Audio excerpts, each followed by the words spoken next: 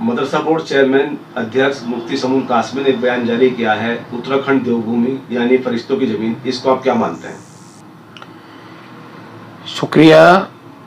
देखिए, जिन लोगों ने बयान दिया है, मुफ्ती कासमी ने जो भी बयान दिया है, समून कासमी ने, अब उन्होंने अपने मफाद के लिए बयान दिया है या उनका क्या इसमें वो है, या अपनी बात को बड़ी रखने के लिए, अपनी बात को मनवाने के लिए या अपनी शोहरत करने के लिए बयान दिया है।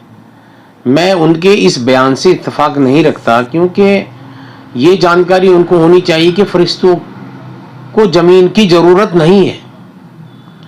फरिश्ते भी अल्लाह की मखलूक, तो फरिश्तों को, जहाँ तक हमने भी पढ़ा है उर्दू में, कि फरिश्तों को, तो फरिश्ते तो आसमान में रहते हैं। फरिश्तों की ज़मीन की ज़रूरत, फरिश्तों को ज़मीन की ज़रूरत ही नहीं है।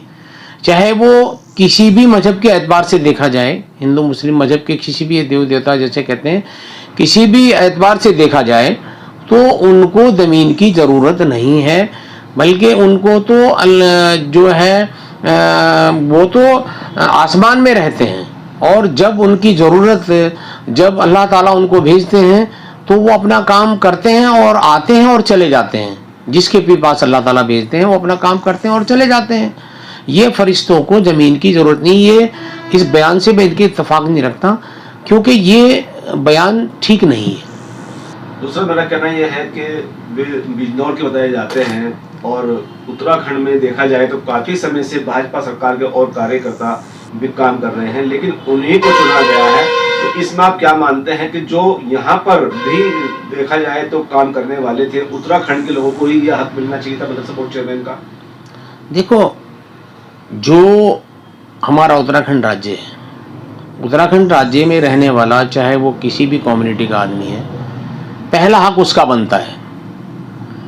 उसका पहला हक बनता है कि उसको, जब कोई सरकार किसी की भी आती है, कांग्रेस की आती है या भारतीय जनता पार्टी की आती है, तो उनको यहीं के नुमाइंदों को चुनना चाहिए और यहीं के नुमाइंदों को करना चाहिए। रही बात दूसरी कि किसी को ऑब्जर्वर बना के मान लीजिए सेंटर से किसी को भेज दिया या दूसरे इलाके से भेज दिया, वो एक अलग चीज़ है।